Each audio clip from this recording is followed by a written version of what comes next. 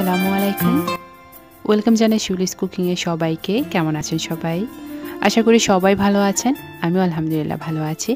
আবারও চলে আসলাম নতুন একটি পর্ব নিয়ে। আমার আজকের পর্বে থাকছে রাজকীয় স্বাদে নবাবী ভাপা পিঠার সহজ একটি রেসিপি। অল্প সময় অল্প কিছু উপকরণ দিয়ে রেসিপিটা শেয়ার করব আপনাদের সাথে। আশা করি আপনাদের ভালো লাগবে। চলুন দেখে নেই কীভাবে এই ভাপা পিঠা তৈরি করতে হয়। ভাপা পিঠা তৈরি করার জন্য আমি এখানে ভিজা চালের গুঁড়ি নিয়েছি 2 কাপ পরিমাণে। আপনারা চাইলে শুকনো চালের গুঁড়ি দিয়েও এই ভাপা পিঠা তৈরি করতে পারবেন। সেক্ষেত্রে চালের গুঁড়ির মধ্যে পানি মাখিয়ে রেস্টে রেখে দিতে হবে 20 মিনিট। তারপর গুঁড়িটাকে চেলে নিতে হবে। এখন এই গুঁড়ির সাথে দিয়ে দেব পরিমাণ মতো লবণ। লবণ দিয়ে হাত দিয়ে খুব ভালোভাবে গুঁড়ির সাথে মিশিয়ে নিতে হবে। মেশানো হয়ে গেছে। এখানে আমি নিয়েছি জাল করে রাখা নর্মাল তাপমাত্রার দুধ।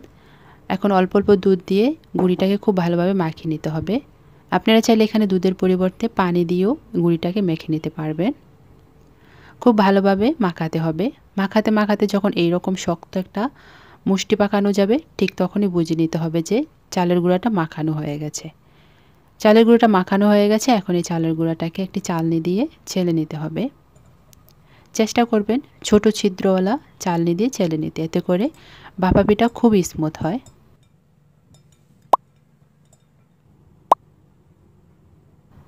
গুঁড়িটা চালা হয়ে গেছে। এখন আমি পিঠাগুলো তৈরি করব। পিঠা তৈরি করার জন্য আমি এখানে কিছু ফ্রুটস নিয়েছি আর নারিকেল কোড়া, খেজুরের গুড়, মাওয়া আর বাদাম কুচি আর খেজুর নিয়েছি। এখন এই সবগুলো উপকরণ একসাথে খুব ভালোভাবে মিশিয়ে নেব। আপনারা চাইলে আপনাদের পছন্দ মতো যে কোনো ড্রাই ফ্রুটস এখানে ব্যবহার করতে পারবেন। মেশানো হয়ে গেছে। এখন এক সাইডে রেখে দেব। পিঠা তৈরি করার জন্য আমি এখানে একটি পুডিংয়ের বাটি নিয়েছি। এই বাটির মধ্যে আজকে পিঠাটা তৈরি করব। প্রথমে পিঠা বানানোর জন্য গুড়ের মিশ্রণ দিয়ে দেব। হাত দিয়ে হালকা হাতে একটু চেপে দেব। তারপর নারিকেল মিশ্রণ দিয়ে দেব।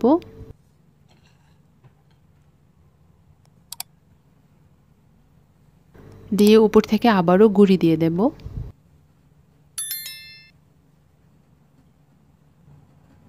হালকা হাতে চেপে আবারও সেই নারিকেল, গুড় আর বাদামের মিশ্রণটা দিয়ে দেব। হালকা হাতে চেপে আবার উপর থেকে ভাপা পিঠার মিশ্রণ গুঁড়ি দিয়ে দেব উপর থেকে। সম্পূর্ণ দেওয়া হয়ে গেছে। এখন আমি এখানে একটি সুতি পাতলা কাপড় নিয়েছি আর কাপড়টাকে পানিতে ভিজিয়ে কাপড়টার পানিটা সম্পূর্ণ নিংড়ে নিয়েছি। এখন এই কাপড়টা দিয়ে বাটির মুখটা বন্ধ করে একটু পেঁচিয়ে নেব। খুব টাইট করে পেঁচিয়ে ধরে নিতে হবে। আর পিঠাটাকে স্টিম করার জন্য আমি এখানে একটি রাইস কুকারের বাটি নিয়েছি। এখন সরাসরি বাটির মধ্যে পুডিংয়ের বাটিটা বসিয়ে দেব। চুলায় হাঁড়িতে একটি পরিমাণ মতো পানি বসিয়ে ফুটিয়ে নিয়েছি। এখন বাটিটা হাঁড়ির উপরে বসিয়ে কাপড়টা সরিয়ে পুডিংয়ের বাটিটা খুলে নিতে হবে। বাটিটা খুলে চারদিক থেকে কাপড় দিয়ে পিঠাটাকে ঢেকে একটি ঢাকনা দিয়ে অপেক্ষা করতে হবে 8 থেকে 10 মিনিটের মতো। পিঠাটা যেহেতু বড়, সিদ্ধ হতে একটু সময় লাগবে, সেক্ষেত্রে অপেক্ষা করতে হবে 8 থেকে 10 মিনিটের মতো। ফিরে আসলাম 10 মিনিট পর। পিঠাটা হয়ে গেছে। তারপর একটু দেখে নিচ্ছি। এখন আমি পিঠাটা চুলা থেকে নামিয়ে নেব। চুলা থেকে নামিয়ে নিয়েছি। উপরে সামান্য বাদাম কুচি দিয়ে আর নারিকেল কুচি দিয়ে একটু ডেকোরেশন করে নিচ্ছি। এখন একটু কেটে শেয়ার করব কেমন হয়েছে পিঠার ভেতরটা।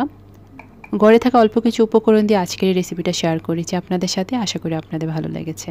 শীতের সকালে গরম গরম ভাপা পিঠা খেতে ভীষণ মজা। চাইলে আমার রেসিপি ফলো করে অল্প সময় অল্প কিছু উপকরণ দিয়ে এই রেসিপিটা শেয়ার করতে পারেন পরিবারের সবার সাথে। আশা করি সবাই অনেক পছন্দ করবে। রেসিপি ভালো লাগলে প্লিজ একটি লাইক দিবেন আর চ্যানেলটিকে সাবস্ক্রাইব করে চ্যানেলটির পাশে থাকবেন। সবাই অনেক ভালো থাকবেন। দেখা হবে নতুন কোনো পর্বে। আল্লাহ হাফেজ।